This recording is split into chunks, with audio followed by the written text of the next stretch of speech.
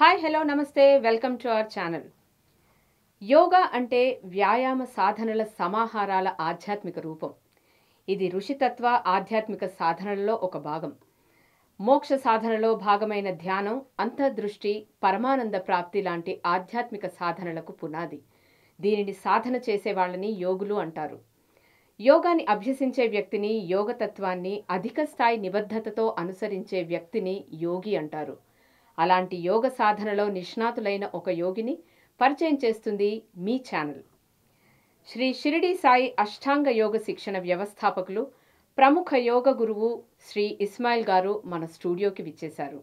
యోగరత్న, యోగా సేవారత్న, స్వధర్మయోగి అవార్డులు ఈయన కృషికి, ప్రతిభకు నిలువెత్తు సాక్ష్యాలు. నమస్కారం గురుగారు. నమస్తే అమ్మా. సార్, ఈరోజు యోగా గురించి తెలుసుకోవాలని ఈ ఇంటర్వ్యూ చేయడం జరుగుతుంది.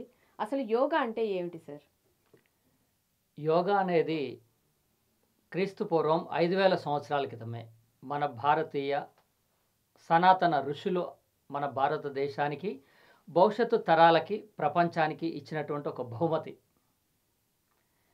ఇది. యోగా అంటే కలయిక, కలుపుట, సమన్వయం చేయుట, ఏకీకృతం చేయడం.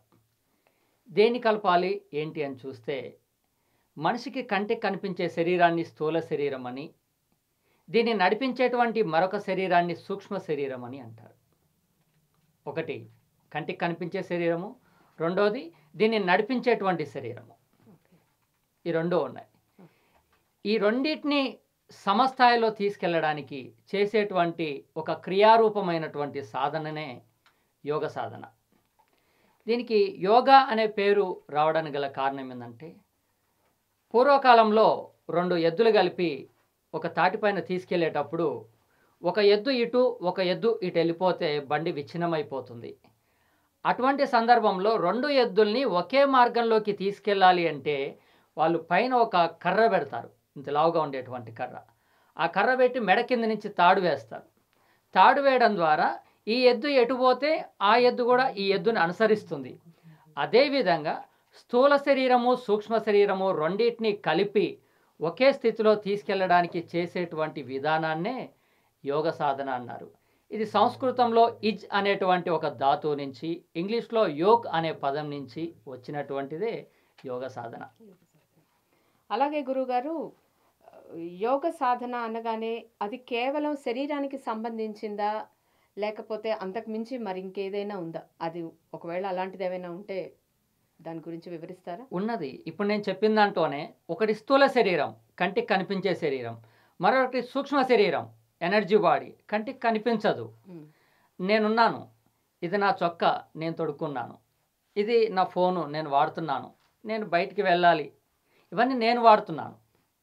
ఇంకో కొంచెం వివరంగా చూసినట్టయితే ఇక్కడ స్థూల శరీరానికి, సూక్ష్మ శరీరానికి మనసులో అక్కడికి వెళ్ళి ఆ వస్తువు తెచ్చుకోవాలనేటువంటి భావన కలిగింది, శరీరాన్ని తీసుకెళ్తుంది. ఇక చాలు అనే భావన కలిగింది, కూర్చోబెడుతుంది. సమయం అయింది, ఆహారం తీసుకోవాలనే భావన కలుగుతుంది, వెళ్తారు, కాలు చేతులు కడుక్కుంటారు, భోజనం చేస్తారు.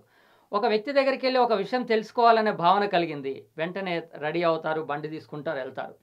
అన్నిటికీ ఈ యొక్క శరీరం ఏదైతే ఉందో, ఈ స్థూల శరీరము, సూక్ష్మ శరీరము ఈ స్థూల శరీరాన్ని ఒక వస్తువులాగా ఉపయోగించుకుంటుంది. అంటే మనసుకి ప్రధానంగా ఏదైనా ఉపయోగపడేది ఏదైనా ఉందంటే ఇది కేవలం ఒక టూల్ మాత్రమే. ఇది ఒక టూల్ మాత్రమే మనసు ఉపయోగించుకుంటుంది. దాన్నే సూక్ష్మ శరీరము అన్నారు, ఎనర్జీ బాడీ అన్నారు. ఇంకొక చిన్న విషయం చూసినట్టయితే, ఒక చిన్న పాప ఒక షాప్ దగ్గరికి వెళ్తుంది. వెళ్ళి అంకుల్ నాకు ఒక సంతూర్ సోప్ ఇవ్వండి అని అడుగుతుంది.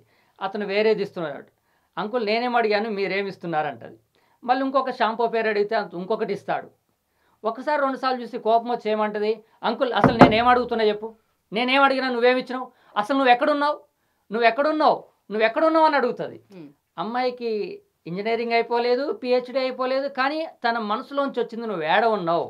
అతను షాప్లోనే ఉన్నప్పటికీ తను ఎక్కడో తన పరధ్యానంలో ఉన్నాడు కాబట్టి ఎక్కడో ఉన్నదాన్ని మనసు అని, సూక్ష్మ శరీరం అని, ఎనర్జీ బాడీ అని రకరకాల పేర్లతో పిలుచుకుంటాం. సో మీరు చెప్పిన దాని ప్రకారం యోగా అనేది శరీరానికి, సూక్ష్మ శరీరానికి వ్యాయామే కాకుండా మనసు ప్రధానమైంది కూడా, చాలా ప్రధానమైంది కదా. ఇప్పుడు మీ మీ ఇంటి దగ్గరికి బాబు వచ్చాడు, చక్కగా ఆడుకుంటున్నాడు.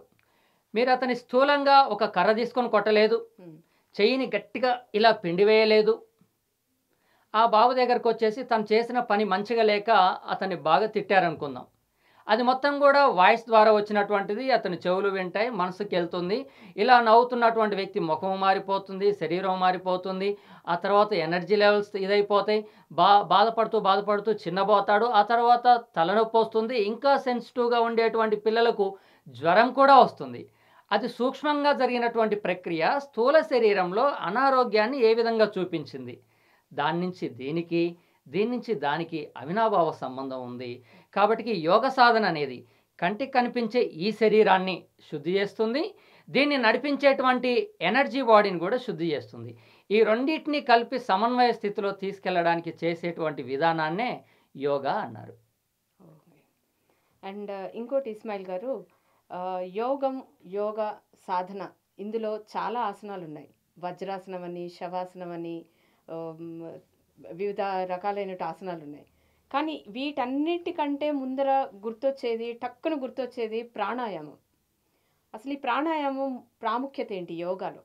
దానివల్ల లాభ నష్టాలేంటి? అవి కొంచెం వివరించండి.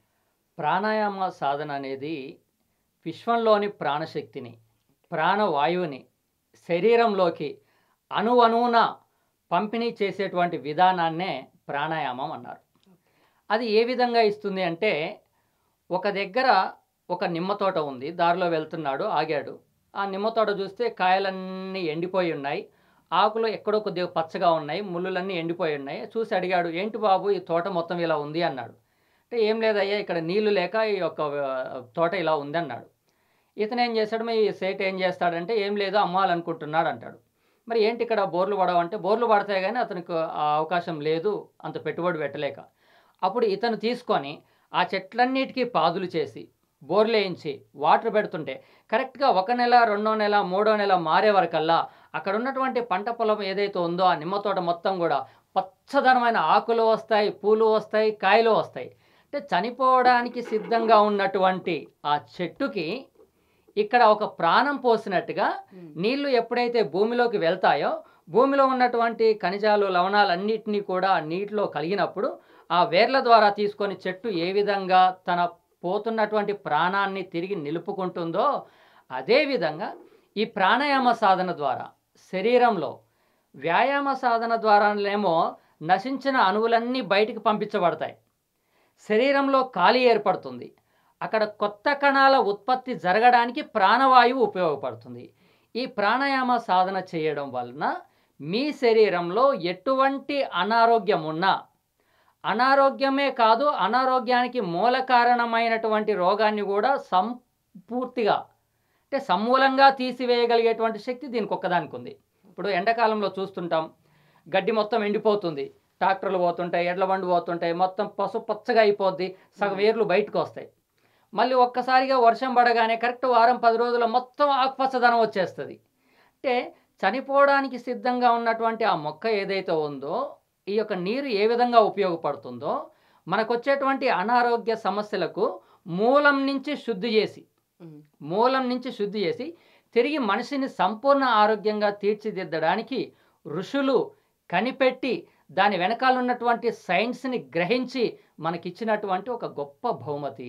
మనిషిలో చూస్తుండగానే శారీరకంగా, మానసికంగా ఎన్నో రకాల సమస్యల నుంచి బయటపడతారు. సంపూర్ణ ఆరోగ్యాన్ని ప్రాణాయామ ఇస్తుంది. ఓకే. అలాగే గురుగారు, యోగ సాధనలో ప్రాణాయామం ఎంత ప్రాముఖ్యమైందో సూర్య నమస్కారం కూడా అంతే ఈక్వల్ ఇంపార్టెన్స్ ఉంది అని అంటారు. అలాంటి వ్యాయామానికి, ప్రాణాయామానికి, సూర్య నమస్కారానికి ఈ మూడింటికి గల వ్యత్యాసం ఏమిటంటారు? వీటికి ఒక ఆర్డర్ ఉందమ్మా. ఎలా అంటే, ఫస్ట్ వ్యాయామం అంటే కొత్త సంవత్సరం రాగానే, ఉగాది పండుగ రాగానే ఉదయం పూట భగవంతుడి దర్శనం అయిపోయిన తర్వాత సాయంత్రం పూట అందరూ వెళ్ళి ఈ రాశి వాళ్ళకి ఈ ఆదాయం ఉంది, ఈ వ్యయం ఉంది. వ్యయం అంటే ఖర్చు, వ్యాయామం అంటే ఖర్చు చేయడం. ఏం ఖర్చు చేయాలి? ఉదయం నుంచి సాయంత్రం వరకు తీసుకున్న ఆహారం ఏదైతే ఉందో అది శక్తిగా మారి మన యొక్క శరీరంలోని ప్రతి జాయింట్లోకి, ప్రతి కండరాల్లోకి వచ్చినటువంటి దాన్ని మనం ఖర్చు చేసేటువంటి విధానం. నవీన మానవుడు ఎక్కువగా ఈ వ్యాయామం అనేది కానీ శారీరక శ్రమ లేకపోవడం వల్ల శరీరంలో నశించిన అణువుల మోతాదు ఎక్కువగా ఉంటుంది. ఈ నశించిన అణువుల మోతాదు శరీరంలో ఉన్నటువంటి 260కి పైగా ఉండేటువంటి అన్ని జాయింట్లలో పేరుకుపోతుంది. దాన్నే వాతం అంటారు. కొంతకాలం తర్వాత అది కాస్త తిరిగి చికెన్ గున్యా పెయిన్స్ లాగా మారుతుంది. శరీరంలో మురికి ఎక్కువగా ఉంటే అదే జ్వరంగా మారుతుంది. ఆ తర్వాత అది ఎక్కువగా ఉంటే జలుబు దగ్గుగా మారుతుంది. ఆ మురికి ఇంకెక్కువగా ఉంటే రక్తంలో ఉండే దోషాన్ని శుద్ధి చేయడానికి చలికాలం రాగానే కఫం ఇవన్నీ వస్తుంటాయి. దాని తీవ్రత ఎక్కువైతే చర్మరోగాలు కూడా వస్తుంటాయి. అంటే లోపల ఉండేటువంటి మురికి పదార్థం బయటికి వెళ్ళడానికి రకరకాల మార్గాలు ఎంచుకుంటుంది. ఆ మార్గాలన్నీ కూడా అనారోగ్యాలే. శరీరంలో పేర్కొన్నటువంటి మలిన పదార్థాన్ని సంపూర్ణంగా సమూలంగా బయటికి పంపించేటువంటి పద్ధతినే వ్యాయామం అన్నారు. వ్యాయామం చేసిన తర్వాత శరీరంలో శక్తి ఖర్చు అయిపోయి నశించిన అణువులు బయటికి వెళ్ళిపోయి శరీరము ఒక ఖాళీ కుండలాగా ఉన్న సందర్భంలో ప్రాణాయామ సాధన చేయడం ద్వారా విశ్వంలో ఉన్నటువంటి ప్రాణవాయువు, ఈ ప్రాణవాయువులో భూమికి సంబంధించిన అణువులు పరమాణువులు, నీటికి సంబంధించిన అణువులు పరమాణువులు, అగ్నికి సంబంధించిన అణువులు పరమాణువులు, వాయువుకు సంబంధించిన అణువులు పరమాణువులు, ఆకాశానికి సంబంధించిన అణువులు పరమాణువులు అన్నీ కూడా ఈ యొక్క ప్రాణవాయువులో ఉంటాయి. ఈ ప్రాణవాయువుని దేహంలోకి తీసుకునే వరకల్లా ఖాళీ ఏర్పడ్డ ప్రతి ప్రదేశంలోకి ప్రాణవాయువు వెళ్ళి అక్కడ కొత్త కణాల నిర్మాణం జరిగి ఉత్పత్తి జరిగి అచేతనంగా ఉన్నటువంటి వ్యక్తి చైతన్యవంతంగాను శక్తివంతంగాను ఆరోగ్యవంతంగాను ఉంటాడు. ఇది రెండవది. ఈ రెండు పూర్తయిన తర్వాత ప్రశాంతమైనటువంటి స్థితిలో కళ్ళు మూసుకున్నప్పుడు ధ్యానంలోకి వెళ్తారు. ఇది ఒక ఆర్డర్, ఇలా చేస్తే ఉంటుంది. వ్యాయామం వలన అన్ని రకాల జాయింట్లు 500కు పైగా ఉండేటువంటి కండరాలన్నీ కదులుతాయి. ప్రాణాయామ సాధన ద్వారా ఊపిరితిత్తుల వ్యవస్థ బలంగా తయారై శరీరంలో అణువణువున విశ్వ ప్రాణశక్తి ప్రాణవాయువు రెండు నింపబడతాయి. సూర్య నమస్కారాల సాధన వలన శరీరాన్ని ఎక్కువగా సాగదీసి, ఎప్పుడైతే మనం శరీరాన్ని బాగా సాగదీస్తామో ఖాళీ ప్రదేశం ఏర్పడుతుంది. ఖాళీ ప్రదేశం ఏర్పడినటువంటి ప్రదేశంలో శక్తి ఉత్పత్తి జరుగుతుంది. దానంతట అదే ఉత్పత్తి జరుగుతుంది. ఈ సూర్య నమస్కారాల సాధనలు ఏంటంటే ఎక్సర్సైజ్, ప్రాణాయామ, ఆసనాలు, మనం బాడీ మైండ్ దాని మీదే ఉంటుంది కాబట్టి ధ్యానం, ఇవన్నీ కలిపి జరిగేటువంటి ఒక గొప్ప ప్రక్రియ. ఇప్పుడు ఏదైనా చేయాలి అంటే, సార్ ఈరోజు నాకు 1.5 అవర్ యోగా ప్రాక్టీస్ చేయలేను, 1 అవరే టైం ఉంది నేను చేయలేను, హాఫ్ అన్ అవరే ఉంది చేయలేమని మేమంటాం. హాఫ్ అన్ అవర్ అయినా చేయండి అంటాం. సార్ నాకు ఇవాళ హాఫ్ అన్ అవర్ లేదండి, ఓన్లీ 10 మినిట్సే ఉంది, ఏం చేయాలి? సూర్య నమస్కారాలు చేయండి అంటాం. సూర్య నమస్కారాల భంగిమలో శరీరాన్ని ఎక్కడికక్కడికి సాగదీసి స్టేబుల్గా ఉంచి మళ్ళీ సహజ స్థితికి తీసుకొస్తాయి. అందువల్ల శరీరంలో ఉన్నటువంటి మురికి ఏ భాగానున్నా తొలగిపోతుంది. ఆ తర్వాత ఆసనాలు ఎక్కువగా శుద్ధి చేస్తుంది. ఎంత ఎక్కువ శుద్ధి చేస్తుందంటే, ఒక క్లాత్ తీసుకొని మనం నీళ్ళల్లో నానబెట్టేసి దాన్ని తీసి ఇలా పిండితే అందులోంచి వచ్చే నీరు మొత్తం మురికి నీరులాగా బయటికి వెళ్ళిపోతుంది. శరీరాన్ని అత్యంత ఎక్కువగా శుద్ధి చేయడానికి ఏదైనా అవకాశం ఉంది అంటే అది ఆసనాలు. అందువల్ల చాలామంది అంటుంటారు, ఈ మధ్య నేను యోగా నేర్చుకున్నా, ఈ ఆసనం వేసిన ఆ ఆసనం వేసిన నాకు షుగర్ తగ్గింది, బీపీ తగ్గింది, ఇట్లా ఆసనాలు. అందువల్ల వ్యాయామాలు, ప్రాణాయామాలు, సూర్య నమస్కారాలు, ఆసనాలు, ధ్యానం ఇలా ఒక క్రమ పద్ధతి వల్ల పోవడం వల్ల మనకు సంపూర్ణమైనటువంటి ఆరోగ్యం సిద్ధిస్తుంది. ఓకే. అండ్ అలాగే గురుగారు, మన నిత్య జీవితంలో మనం చాలా పనులు చేస్తుంటాం. ప్రతి ఒక్క పనికి ఒక నిర్దిష్టమైన సమయం అంటూ ఉంటుంది. ఈ సమయంలోపు చెయ్యాలి, దాటితే చేయకూడదు అని. అలాగే పర్టికులర్గా ఈ యోగాలు చెయ్యాలంటే కూడా ఏదైనా స్పెసిఫిక్గా ఈ టైంలోనే చెయ్యాలి అనేది ఏమైనా ఉందా? ఉన్నది. అత్యంత ఉత్తమమైనటువంటిది, మనకు సమయం దొరికేది, శరీరంలో శుద్ధి గావించబడడానికి ఉపయోగపడిన సమయం ఏదైనా ఉంది అంటే అది తెల్లవారుజామున. కారణం ఏమంటే, రాత్రిపూట మనం 7 గంటలకో 8 గంటలకో ఆహారం తీసుకొని నిద్రపోతాం.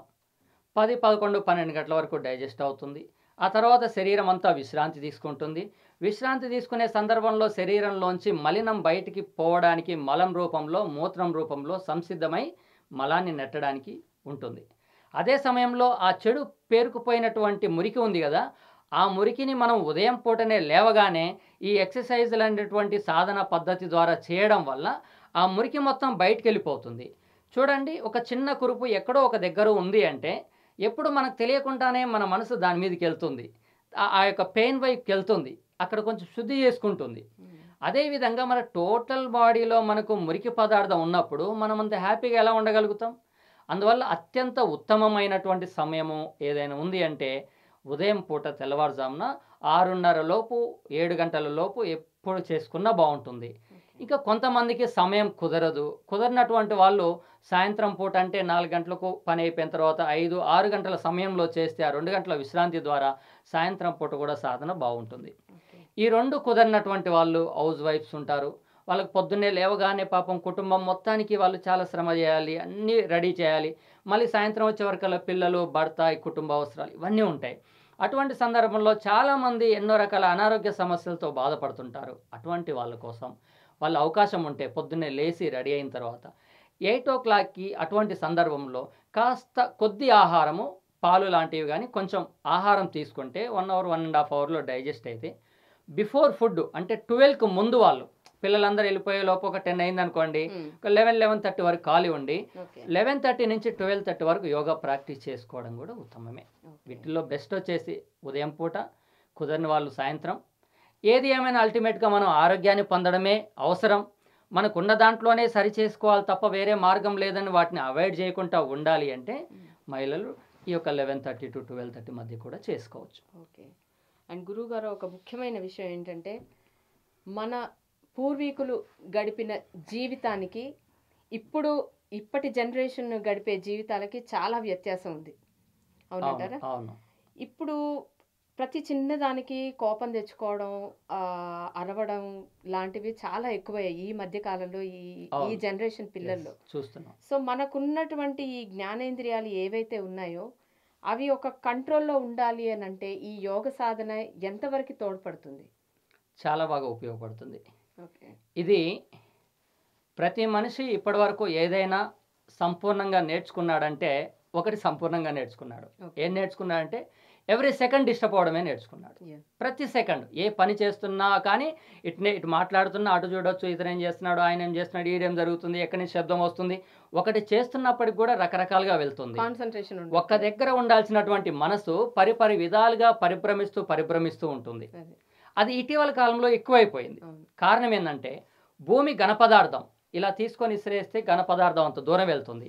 దానికన్నా పల్సగా ఉండేది నీరు, ద్రవ పదార్థం. ఇలా పోస్తే ఎంత దూరం డౌన్ ఉంటే అంత దూరం వెళ్తుంది. దానికన్నా పలసగా ఉండేటువంటి ఎలిమెంట్ ఏదైనా ఉంది అంటే వాయువు. వెనకాల ఎంత బలం ఉంటే అంత ముందుకెళ్తుంది. వాయువు కన్నా పలసగా ఉండేటువంటిది ఏంటంటే విద్యుతయస్కాంత తరంగాలతో కూడినటువంటి ఆలోచన మనసు. సెకండ్స్లో ఎక్కడికైనా వెళ్తుంది. పరిపరి విధాలుగా పరిభ్రమించేటువంటి మనసుని ఒకే దగ్గర నిక్షిప్తం చేయాలి అంటే ఆసనాలు, ప్రాణాయామ సాధన ద్వారా సంపూర్ణంగా దాన్ని తీసుకొని వెనక్కి తీసుకురావచ్చు. ఇప్పుడు అబ్దుల్ కలాం గారు ఒక మాట చెప్పారు. ఏమన్నారంటే ఇక్కడ నా దగ్గర ఒక పక్షి ఉండేది, అది ఎగిరిపోయింది. ఒక ఉడత ఉండేది, అది వెళ్ళిపోయింది. నేనేం చేశానంటే మళ్ళీ అక్కడ గుంట తీసి ఒక చెట్టు నాటు పెట్టగానే ఎగిరిపోయిన పక్షి వచ్చి వాలింది, పారిపోయిన ఉడత వచ్చేసి చెట్టు మీదకి వచ్చింది అన్నట్టుగా శరీరానికి శ్రమ కలిగిస్తున్నప్పుడు తప్పకుండా వస్తుంది. ఎందుకు ఈ భావోద్వేగాలు వస్తున్నాయి? ఇది కారణం ఏమిటి అంటే మనిషికి ఎనర్జీ గెయిన్ చేసుకునే పరిస్థితుల కన్నా ఎనర్జీ నష్టపోయేటువంటి పరిస్థితులే ఎక్కువగా ఉన్నాయి. ఎవరైతే ఎంత ఎక్కువ ఎనర్జీ లాస్ అవుతారో మానసికంగా వాళ్ళ అంత తొందరగా కోపానికి, ఉద్రేకానికి, భయానికి, బాధకు, ఇంపీరియారిటీ కాంప్లెక్స్ గురవుతారు. అలా ఎవరిలో ఉద్రేకం వస్తుంది అంటే వాళ్ళు మానసికంగా ఘర్షణ పడుతున్నారు. వాళ్ళ ఎనర్జీ లెవెల్స్ చాలా తక్కువ ఉన్నాయి. ఆ ఎనర్జీ లెవెల్స్ని ఎప్పుడైతే ఇంప్రూవ్ చేసుకుంటారో ఆటోమేటిక్గా బ్యాలెన్స్ అవుతుంది. ఇందులో ఆహారపు అలవాట్లు ఏమైనా తప్పకుండా పనిచేస్తాయి. ఇక్కడ గమనించండి, ఒక పిల్లవాడు ఉంటాడు, పొద్దున్నే లేవగానే పరిగెత్తుకుంటూ వచ్చి డాడీ అని ఇలా పట్టుకోగానే ఏం బేటా, అన్నం తిన్నావా, స్నానం చేసినావా, స్కూల్కి వెళ్తున్నావా, మంచిగా చదువుకో, నీకేం కావాలి బేటా, అన్నీ నేను తీసుకొస్తా అని ప్రేమగా 20 నిమిషాలు మాట్లాడి మంచిగా బాయ్ చెప్పి ఆఫీస్కి వెళ్తాడు.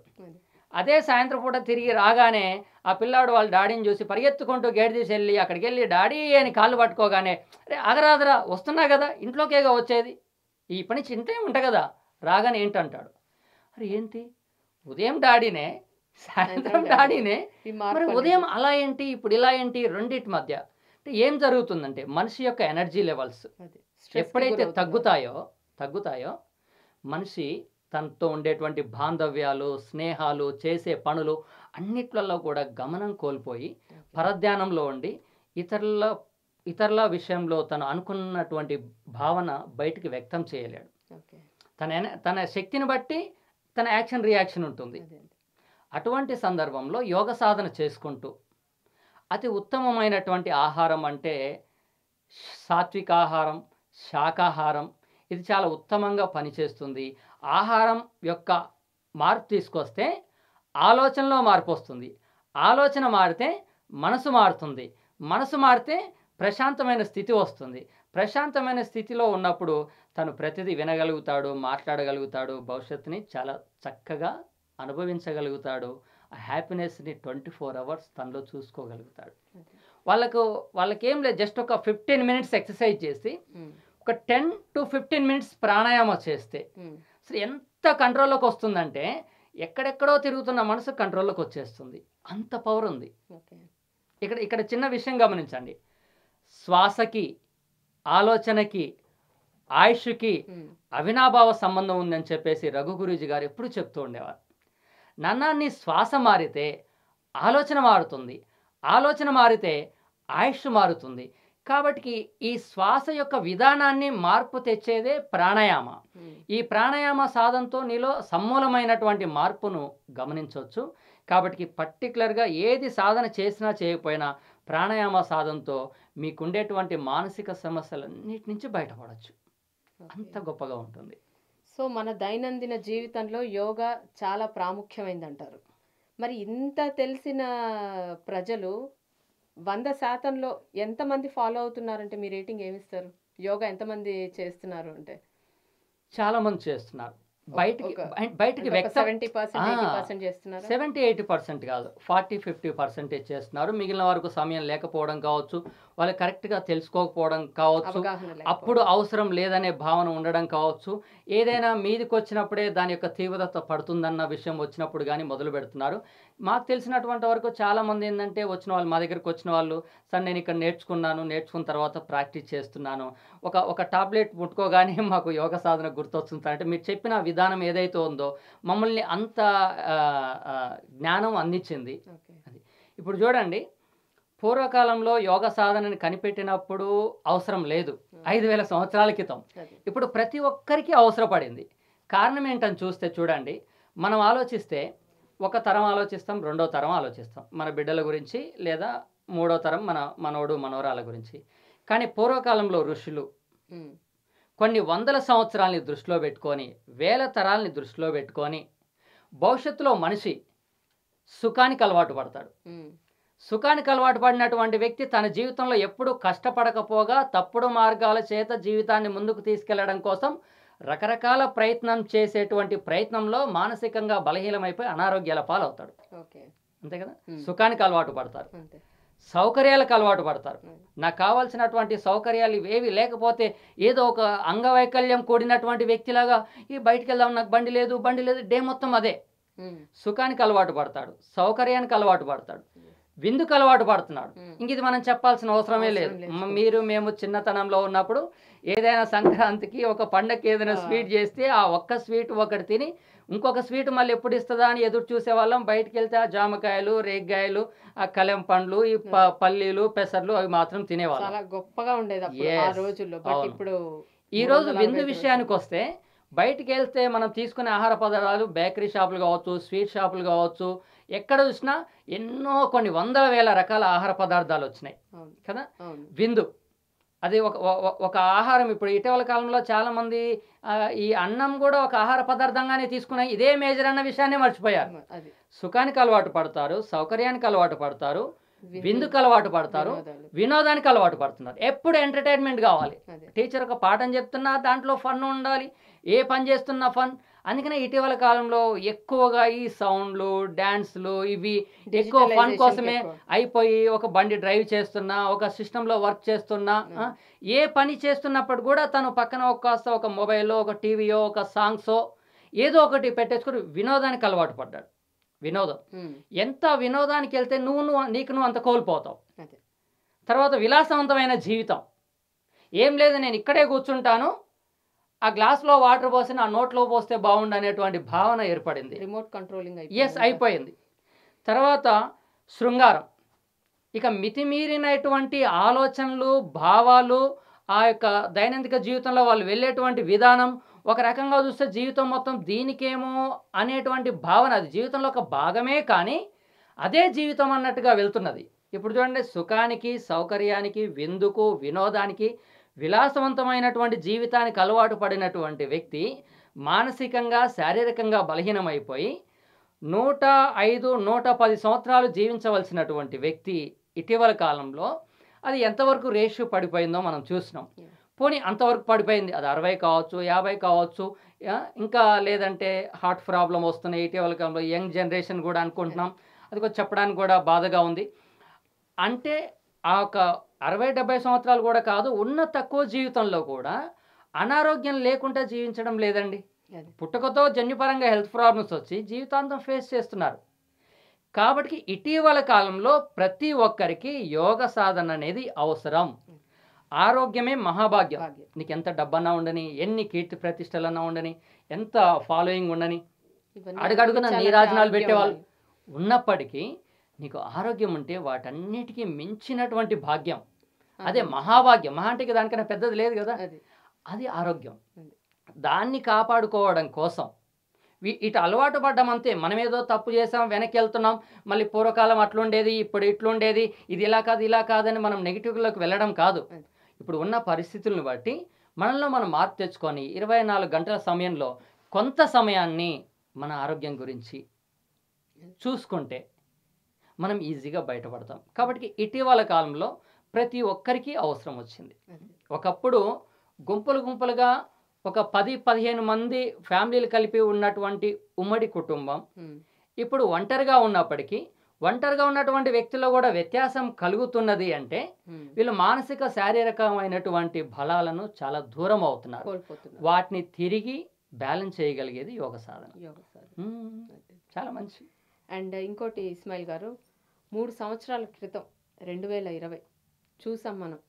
ఒక దేశం కాదు, ఒక రాష్ట్రం కాదు, మొత్తం ప్రపంచాన్నే కుదిపేసిన మహమ్మారి కరోనా వచ్చింది. దానివల్ల ఆర్థికంగా చితికిపోయారు, ఆరోగ్యం క్షీణించిపోయింది, చాలా కొన్ని లక్షల్లో ప్రాణాలు కూడా గాల్లో కలిసిపోయాయి. మళ్ళీ ఇప్పుడు అదే ఫేజ్ మళ్ళీ స్టార్ట్ అవబోతోంది అని చెప్పేసి వినికిడి వస్తుంది. కేరళలో కూడా ఎవరో 2-3 చనిపోయారు. అది అందులో ఎంత వాస్తవం ఉంది అనేది ఇంకా మనకి అథెంటిక్ గా తెలీదు. బట్ కాకపోతే ఒక రకమైనటువంటి భయం మళ్ళీ స్టార్ట్ అయింది, జనాల్లో వచ్చేసింది ఆల్రెడీ. మళ్ళీ కరోనా వస్తుంది, మళ్ళీ ఏమైపోతుందో అని. మరి అలాంటి కరోనా ఈ యోగ సాధన ద్వారా ఏమైనా మనం అంటే మందులు వాడడం కానీ, ఆ ఇంజెక్షన్స్ తీసుకోకుండా యోగ సాధన ద్వారా ఏమైనా కంట్రోల్కి వచ్చే అవకాశం ఏమైనా ఉందంటారా? ఎంతవరకు ఉపయోగపడుతుంది? ఇక్కడ మనిషి ఒకప్పుడు అనారోగ్యం వస్తే దేనివల్ల వచ్చింది, ఎక్కడ మార్పు ఉందన్న విషయాన్ని తెలవకుండానే జీవితాలు ముగిసిపోయాయి. టెక్నాలజీ మారిన తర్వాతకి శరీరంలోని ఒక కొద్దిపాటి రక్తాన్ని తీసుకొని కూడా శరీరంలో ఏ ఆర్గాన్ పనిచేస్తుంది, ఏది పని చేయట్లేదు, ఏది ఎక్కువ ఉంది, ఏది తక్కువ ఉంది, ఏది కావాలని క్షుణ్ణంగా చెప్పగలిగేటువంటి సైన్స్ విపరీతంగా పెరిగిన ఈ తరుణంలో డాక్టర్, మెడిసిన్ ఆ విధానం అనేది కంపల్సరీ, దాన్ని మనం పక్కకు పెట్టడానికి లేదు. అది మన జీవితంలో అనారోగ్యం పాలైనప్పుడు ఆరోగ్యాన్ని పెంపొందించుకోవడానికి అది కంపల్సరీ అవసరం. ఆ యొక్క స్థితి రాకుండా ఉండడానికి, అనారోగ్యం రాకుండా ఉండడానికి, ఒకవేళ అనారోగ్యం వచ్చినా తక్కువ సమయంలోనే బయటపడడానికి ఈ యోగ సాధన ఉపయోగపడుతుంది. నేను ప్రాక్టికల్గా చెప్పగలను. ఫస్ట్ టైం కరోనా వచ్చినప్పుడు నేను 70 రోజులు రోజు ఒక 60 మందికి ఆహారం వండి, rice, biscuit packet, water packet, ఒక 4 కలిసి ఒక ఆటో తీసుకొని ఈ ఎల్బీ నగర్ దగ్గర నుంచి మలక్పేట వరకు ఆల్రెడీ అప్పటికి బెగ్గర్స్ అందరినీ పంపించేశారు. ఇంకా కొంతమంది వాళ్ళ దుప్పట్లు ఏనాడు పెట్టుకొని పడుకుంటున్నారు, కర్రీ పాయింట్లు ఏమీ లేవు. అటువంటి తరుణంలో నేను 60 నుంచి 70 రోజులు కంటిన్యూగా రోజు 60 మందికి ఫుడ్ ఇచ్చుకుంటూ వచ్చాను. ఏ ఒక్క రోజు కూడా నాకు ఈ కరోనా వచ్చిందన్న భయం అనేది లేదు. 2 సార్లు కాస్త డౌట్ వచ్చింది, 2 టైమ్స్ చెక్ చేయించుకున్నాను, లేదనే వచ్చింది. నేను అనుకున్నాను, ఇంతమంది ఒకటే భయపడుతున్నటువంటి సందర్భంలో నేను ఇంతకాలం యోగ సాధన చెప్పడం వల్లనే నాకు ఇంత ధైర్యం ఉందేమో, నేను కావచ్చు. అది నేను అసలు ఇదైపోయాను. ఏ క్షణం భయం అనిపించలేదు. ఎట్లా సాధ్యమైంది ఇది? నేను అందరికీ యోగా ద్వారా ఆరోగ్యం ఉంటుంది, శరీరాన్ని కదిలించండి, వ్యాయామాలు చేయండి, కసరత్తులు చేయండి, శ్వాస ప్రక్రియని పెంచుకోండి, బాడీలో ఉన్నటువంటి ఇంప్యూరిటీస్ని తొలగించండి, బాడీలో ఎనర్జీ లెవెల్స్ ఇంప్రూవ్ చేసుకోండి, దీనివల్ల మీకు ఇమ్యూనిటీ పెరుగుతుంది. ఇన్ని విషయాలు చెప్పడమే నాకు అదే ధైర్యం ఇచ్చింది. ఇక్కడ చూడండి, వాతావరణంలో మార్పులు ఉంటాయి. ఎండాకాలం, వానాకాలం, శీతాకాలం, చలికాలం. కాలంలో మార్పులు జరుగుతున్నప్పుడు మానవుడు ప్రకృతికి అనుగుణంగానే ఉన్నాడు కానీ విరుద్ధంగా లేడు. ప్రకృతిలోనే పుట్టాడు, ప్రకృతిలోనే పెరిగాడు, ప్రకృతిలోనే ఆహారమే తీసుకున్నాడు, ప్రకృతిలోనే చనిపోతున్నాడు, అందులోనే మళ్ళీ విచ్ఛిన్నమైపోతున్నాడు, కలిసిపోతున్నాడు. ప్రకృతికి మానవుడికి అవినాభావ సంబంధం ఉంది. ఈ వాతావరణంలో మార్పులు జరుగుతున్నప్పుడు మన శరీరంలో కూడా మార్పులు చేర్పులు జరగడం అనేది సహజం. అలా జరిగేవే చర్మరోగాలు, జలుబులు, ఒకేసారి ఇప్పుడు జ్వరాలు వచ్చాయి, ఇప్పుడు జలుబులు వస్తాయి, ఇలా సీజనల్ వారి జబ్బులు అంటారు, అది వచ్చాయి. అటువంటి వాటిల్లో ప్రతి చలికాలం ఇట్లా రాగానే రకరకాల ఫ్లూలని అవని ఇవన్నీ వస్తూనే ఉంటాయి. ఇటువంటి తరుణంలో బాడీలో ఇమ్యూనిటీ ఉంటే అది బయటపడదు, లోపల నుంచే కొట్టేస్తుంది. ఇమ్యూనిటీ లెవెల్స్ ఎంత పడిపోతే అతడికి అంత ప్రమాదకరం. అంత ప్రమాదకరమైనప్పుడు అది శ్వాస వ్యవస్థ మీద ప్రభావితం చూపిస్తుంది. అంటే రోగ నిరోధక శక్తి కూడా యోగ సాధన ద్వారా పెరుగుతుంది కదా. ఇప్పుడు ఏం అవసరం లేదమ్మా. ఇప్పుడు ఒక బల్బు ఉంది, వెలుగుతుంది, దానికి కొత్తగా వెలుగునివ్వాల్సిన అవసరం లేదు. రోడ్డు మీద ఉంది కాబట్టి వాహనాలు వెళ్తూ వస్తూ దాని మీద డస్ట్ బట్టి బ్లాక్ కలర్ వచ్చింది, కాంతి తక్కువగా ఉంది. నువ్వు పైన ఉన్నటువంటి డస్ట్ క్లియర్ చేస్తే చాలు, వెలుతురు బయటకు వస్తుంది. నువ్వు లోపల అడిషనల్గా వెలుతురు ఇచ్చింది ఏమీ లేదు. అలాగే మనలో ఉన్నటువంటి సహజమైన ఎనర్జీ బయటికి రావాలి అంటే మురికి ఎప్పుడైతే తొలగిపోతుందో సహజమైనటువంటి శక్తి అనేది బయటకు వస్తుంది. లేనప్పుడు ఇది ఎప్పుడు దాంతో యుద్ధం చేస్తూనే ఉండడం వల్ల మనిషి ఇదవుతాడు. అత్యంత గొప్పగా మన శరీరంలో ఇమ్యూనిటీ పెరగడానికి కారణం యోగ సాధన. యోగ సాధనలో ఏమవుతుందంటే ఫిల్టర్ అయిపోతుంది కదా. మరి ఇప్పుడు ఏమంటారు కదా, అదృష్ట దేవత నా ఇంటికి వచ్చి తాండవం చేయాల్సిన అవసరం లేదు, కానీ ఉన్న దరిద్ర దేవత పోతే చాలంట. ఎక్కడి నుంచో ఆరోగ్యం రావాల్సిన అవసరం లేదు. లోపల ఉన్న అనారోగ్యం తొలగిపోతే నువ్వు ఆరోగ్యవంతుడివే కదా. దాన్ని తొలగించుకోవడానికి 250కి పైగా ఉండే జాయింట్లన్నీ కదలాలి. 550కి పైగా ఉండేటువంటి మజిల్స్ అన్ని పైకి కిందికి కదలాలి. శరీరంలో అణువణువున పేర్కొన్న మురికి బయటికి వెళ్ళిపోతే ఇమ్యూనిటీ వస్తుంది. వచ్చిన ఇమ్యూనిటీ లోపలికి వచ్చినటువంటి డిసీజ్తో ఫైట్ చేసి అది 2 రోజులు 3 రోజులే, కొంతమందికి తెలియకుండానే వస్తుంది, తెలియకుండానే పోతుంది. అట్లా మనం కాపాడుకోవచ్చు. అటువంటి సందర్భంలో శ్వాస వ్యవస్థని బలోపేతం, కరోనాలో ఎక్కువ మంది ఇదవడానికి గల కారణం శ్వాస వ్యవస్థ డ్యామేజ్. ఇంకా ఎక్కడ హాస్పిటల్లో ఎవరు ఇదయ్యారన్నా కానీ కేవలం శ్వాస వ్యవస్థ.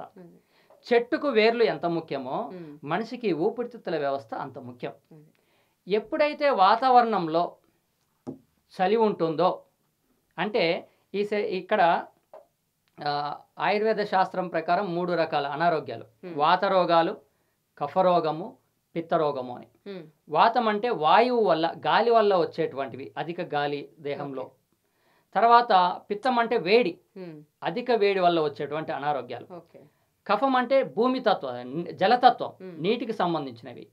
ఈ జలతత్వం వాతావరణంలో ఎక్కువగా ఉండడం వల్ల ఉచ్ఛ్వాస నిశ్వాసాల ద్వారా లోపలికి జలమే వెళ్తుంది.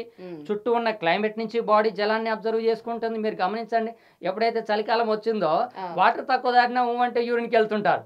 ఎక్కడి నుంచి వస్తుంది అది?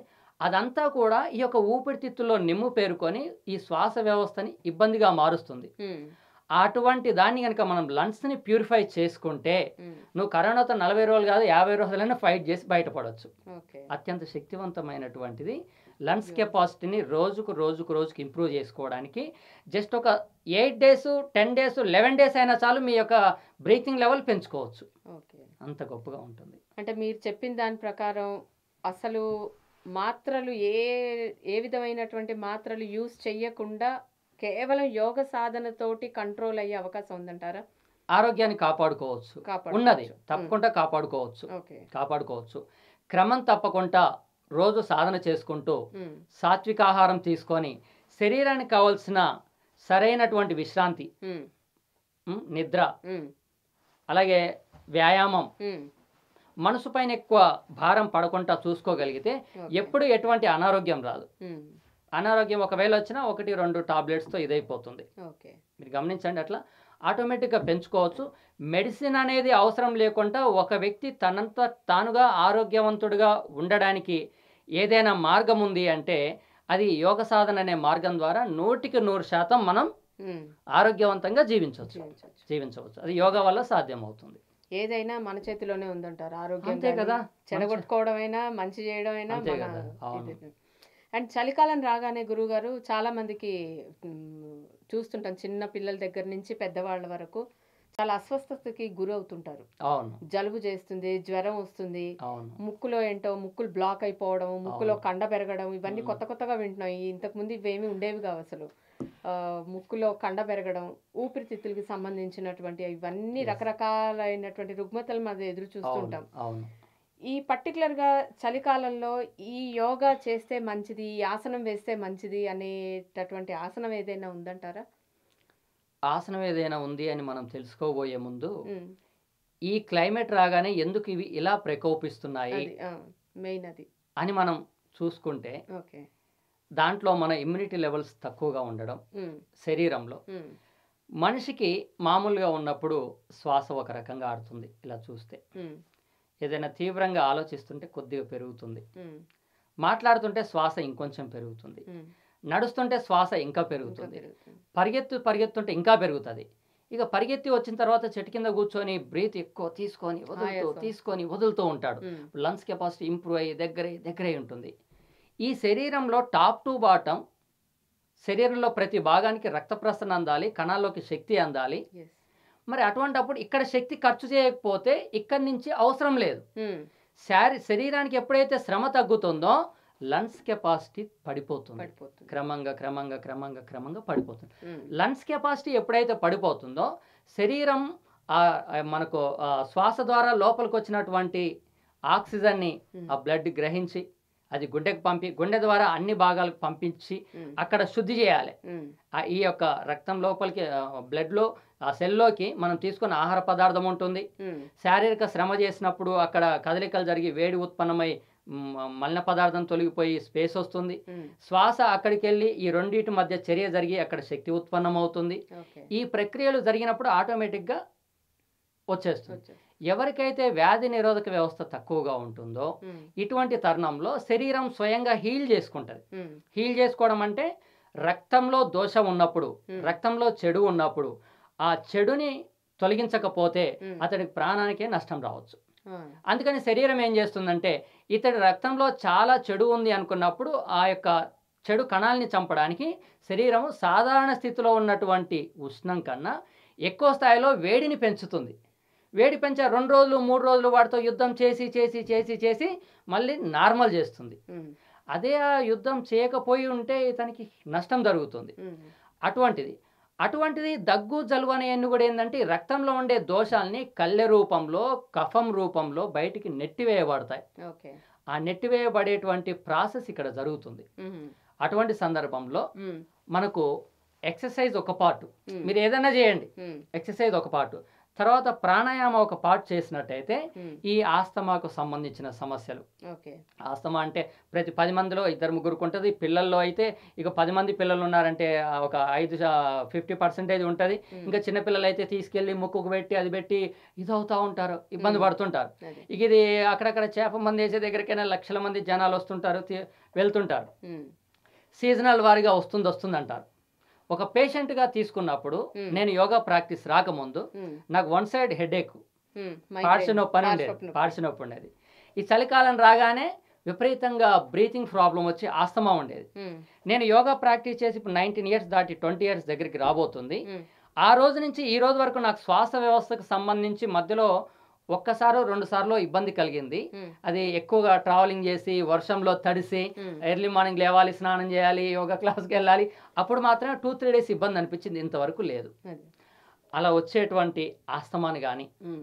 ఇక సైనస్ హ్మ్. ఎప్పుడు వాతావరణం చల్లగా అయ్యే వరకల్లా వాళ్ళకి విపరీతంగా లోపలికి వెళ్ళి ఆ జిగురు పదార్థం అది. కంటికి, పంటికి, ముక్కుకి, ముక్కుకి. చెవులకి ఇంటర్లింక్స్ ఉంటాయి పైపులు. అవును. వాటిల్లో జిగురు పదార్థం పేరుకొని తల మొత్తం విపరీతమైన బాధతో హ్మ్. ఈ గోడకేసి గుద్దాలనుకుంటారు. హ్మ్. అటువంటి వాళ్ళు కొంచెం ఎక్సర్సైజ్ చేసి వేడి నీళ్ళు పెట్టుకొని బాగా ఆవిరి పీల్చి కొంచెం పసుపు అమృతాంజనం వేసి ఉమ్, ఆవిరి పీల్చి ఉమ్, ఇక తర్వాత కాస్త వేడి నీళ్ళు దాగి నోట్లో ఏలు పెట్టి కక్కితే ఆ వేడి నీళ్ళు లోపల పోగానే ఈ యొక్క జిగురు పదార్థాన్ని కరిగించగలిగే గుణం ఉంది. ఉమ్, ఆవిరి పీల్చినప్పుడు కూడా బయటకు వెళ్ళిపోతుంది. ఉమ్, ఈ ఇట్లో ఉన్నది మొత్తం వాటర్ ద్వారా బయటకు వెళ్ళిపోతుంది, రిలీఫ్ వస్తుంది. అప్పుడు ప్రాణాయామ సాధన చేస్తే ఎవ్రీడే 80% వాళ్ళు ఆ యొక్క సమస్య నుంచి బయటపడవచ్చు. ఓకే. అలాగే ముక్కు బ్లాక్ అయినా కానీ బ్రీతింగ్, అదే శ్వాసకు వేగం ఎక్కువ. అదే ఒక్కసారి ఇట్లా గాలి వీచిందంటే పెద్ద పెద్ద చెట్లే ఎగిరిపోతాయి. అదే ఇక్కడి నుంచి ఊపిరితిత్తుల వరకు ఉన్నటువంటి శ్వాసనాళం ఉమ్, మూసుకుపోతే అదే పిల్లి కూతలు వస్తాయి, అవును. గురక పెడతారు, ఇవన్నీ ఉంటాయి. అటువంటిది ఈ శ్వాస అనేది ఎలా అంటే మన ప్రమేయం లేకుండా తల్లిగారింటికి వెళ్ళొచ్చినట్టుగా రావాలి. అత్తగారింటి బలవంతంగా భారంగా పోకూడదు. అదే, ఈ ప్రాణాయామ సాధన చేయడం ద్వారా ఉమ్, 2 ఊపిరితిత్తులకు ఎంత గాలి అవసరమో ఉమ్, అది ఒక్కదాంతో అంతోరే తీసుకుంటున్నప్పుడు ఈ గాలి వేగంగా ఊపిరితిత్తులకు ప్రవేశించి బయటకు వస్తున్నప్పుడు ఈ చర్మం సాగే గుణాన్ని పెంచుకొని లోపల ఉన్నటువంటి డస్ట్ క్లియర్ అయ్యి ఈ ఆస్తమా కానీ ఇస్నోఫీలియా కానీ సైనస్ కానీ అలాగే ముక్కులో కండ పెరగడం కానీ గురక సమస్యలు కానీ అన్నిటికీ సొల్యూషన్ అక్కడ దొరుకుతుంది. ఓకే. అయితే చిన్న జాగ్రత్త పాటించాలి. మళ్ళీ ఇప్పుడు ప్రాణాయామ చేస్తున్నాం కదా అని ఆ పొద్దున్నే లేచి వెంటనే మొదలు పెట్టదు. ఉమ్, లోపల ఉన్న జిగురు పదార్థం ఉంది కదా, ఉమ్, అది లోపలికి గట్టిగా పీల్చున్నావు వెనక్కి వెళ్ళిపోద్ది. ఓకే. పీలో ముందు చీదాలి మొత్తం. ఉమ్, ప్రాణాయామ చేసేటప్పుడు జలుబు చేస్తున్న సందర్భంలో లోపల ఉండేటువంటి డస్ట్ మొత్తం చీది ఉమ్, కొద్దిగా అంత మస్టర్డ్ ఆయిల్ ఆవాల నూనె తీసుకొని బాగా ఘాటి పీలిస్తే ఆ ఘాట్ అనేది మాడుకెళ్ళి ఊపిరితిత్తుల వ్యవస్థని ఒక్కసారిగా యాక్టివేట్ యాక్టివ్ చేస్తుంది. చేస్తుంది. ఇప్పుడు ఆనందయ్య కరోనా మందిచ్చినప్పుడు ఆయన వేసిన 2-3 డ్రాప్స్ ఊపిరితిత్తుల వరకు ఏడబోతాయి. అవి అదే అదే పోవు, ఈ ముక్కు నుంచి ఏడు దాకానే పోవు అవును. కదా.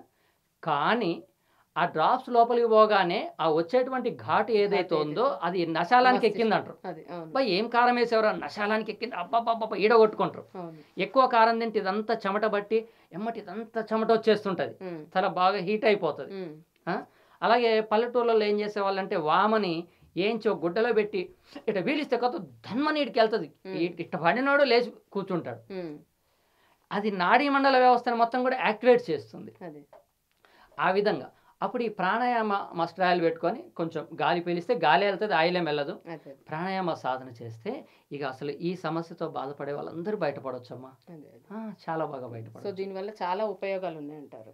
చాలా యోగా చాలా సాధన. ఉపయోగాలు ఉన్నాయి. అండ్ ఇంకోటి గురుగారు, మన డైలీ లైఫ్లో రోజుకొక 20 మందిని కలుస్తామేమో నాకు తెలిసి, ఉమ్, తక్కువలో తక్కువ. అవును. 20 మందిలో ఒక 10 మందిని కదిల్చిన సాధారణంగా ఫేస్ చేసేటటువంటి ప్రాబ్లం ఏంటి అని అంటే తలనొప్పి. అది స్ట్రెస్ వల్లనో పని ఒత్తిడి వల్ల కావచ్చు, లేదా ఈ రకరకాల సమస్యల వల్ల కావచ్చు. అందులో పార్శ్వపు నొప్పి, ఇందాక మీరు అన్నట్లు మైగ్రేన్, అవును. అది మహా చిరాకు వస్తుంది. మామూలు తలనొప్పి భరించవచ్చు, కానీ భరించొచ్చు. ఈ పార్శ్వపు నొప్పి చాలా చిరాకేస్తుంటుంది. అవునా? వాతావరణం. ఈ మైగ్రేన్ పర్టికులర్గా ఈ పార్శ్వపు నొప్పి తగ్గాలి అంటే దానికి ఏమైనా స్పెషల్గా ఏదైనా ఆసనం ఉంటే చెప్పండి గురుగారు. శరీరంలో వచ్చే అనారోగ్యాలకి వాతం వల్ల వచ్చేటువంటి అనారోగ్యం ఏదైనా ఉంది అంటే మైగ్రేన్ అంటారా? మైగ్రేన్, తలనొప్పి. వాతం ఉందని ఎలా Paralysis. తెలుస్తుంది మనకి? జాయింట్లు కదలకుండా ఎక్కడెక్కడ బాగా బిగుతు పెట్టుకొని ఆ యొక్క వాతతత్వం బాడీలో ఉన్నప్పుడు అది మనకు వన్ సైడ్ హెడేక్ బాగా తీసుకొస్తుంది. మామూలుగా నిద్ర డిస్టర్బ్ అయితే కూడా ఆ, వస్తుంది అది వస్తుంది. మైగ్రేన్. ఎనర్జీ లెవెల్స్ పడిపోయినప్పుడు తొందరగా ఇదైపోతుంది, ఓకే. తొందరగా ఇదైపోతుంది. అట్లా ఆ మైగ్రేన్, తలనొప్పి. ఒకటి చూడండి, తలనొప్పి అనగానే మనం ఇందాక చెప్పుకున్నాం, కంటికి కనిపించే శరీరము, దీన్ని నడిపించే బాడీ. అదే ఇప్పుడు మనిషి యొక్క ఎనర్జీ లెవెల్స్ పడిపోతున్న కొద్దీ అతడి యొక్క ఎనర్జీ ఈ స్థాయిలో ఉంది, అతడు తీసుకున్న ప్రాజెక్ట్ ఈ స్థాయిలో ఉంది, ఇంకా అది బర్డెనే. అదే ఎందుకంటే అతని ఎనర్జీ ఈ స్థాయిలో ఉండి ప్రాజెక్ట్ ఈ స్థాయిలో ఉంటే హ్యాపీగా అవలీలగా చేసేస్తాడు. ప్రాజెక్ట్ ఏమో హై స్థాయిలో ఉంది, ఇదేమో తక్కువ స్థాయిలో ఉంది. అంటే వ్యక్తి యొక్క ఎనర్జీ లెవెల్స్ చాలా తక్కువగా ఉన్నాయి. అదే తక్కువగా ఉన్నప్పుడు కొంత సమయం పని చేయగానే ఈ నరాలు వాటి యొక్క స్థితిని కోల్పోయి రెస్ట్ అవసరం వచ్చినప్పుడు మనిషికి ఒక తలనొప్పిని తీసుకొస్తుంది. ఓకే. ఇక్కడ ఉండేటువంటి ఆజ్ఞా చక్రం Right. బాగా ఇదైపోయి Yeah.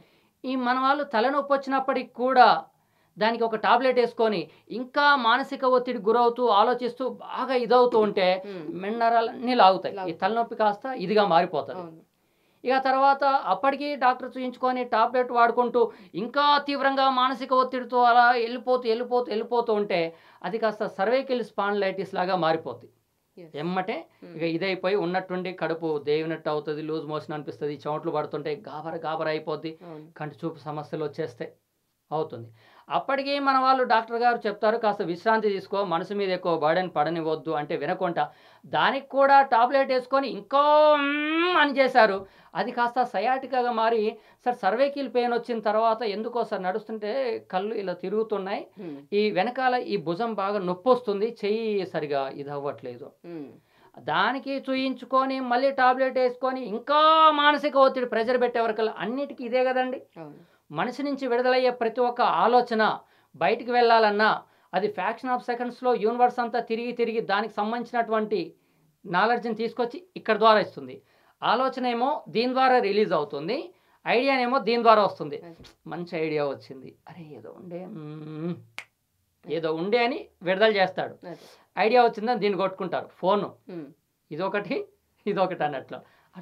ఆ విధంగా అప్పటికి ఉండి ఇంకా ప్రెషర్ అయితే అది కాస్త సయాటిగా వచ్చేసి వన్ సైడ్ మొత్తం ఇదైపోతుంది.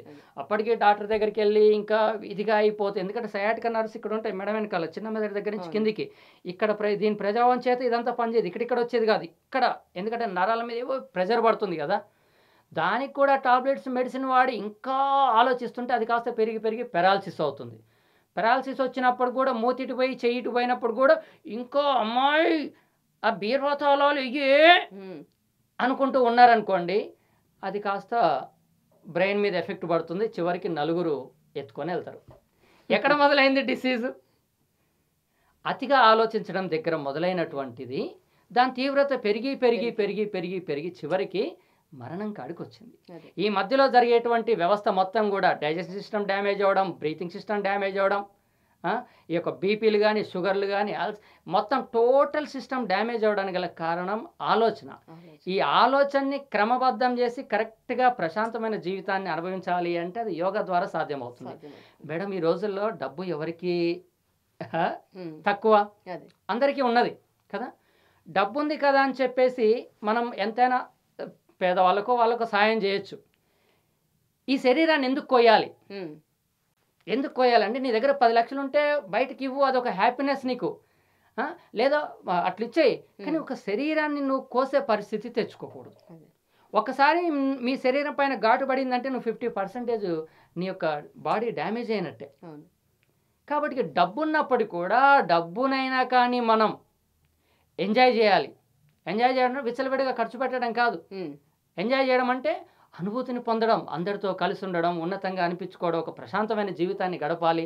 ఆ గడిపినటువంటి జీవితం ద్వారా 100 ఏళ్ళ సమయం అన్నారు కదా, యోగ సాధన చేస్తే ఆయుష్ పెరుగుతుందన్న, ఇంకొక 5 ఏళ్ళు ఎక్కువ పెరగాలన్నట్టే ఉంటుంది. కానీ ఏంద్రా ఏంటి సంగతి అంటే ఏంది ఇంకెందుకు ఇట్లా తింటావు ఏంటంటే బతికే ఎన్నాళ్ళు బతుకుతాం, బాగా తిందాం పోదాం అనే పరిస్థితి.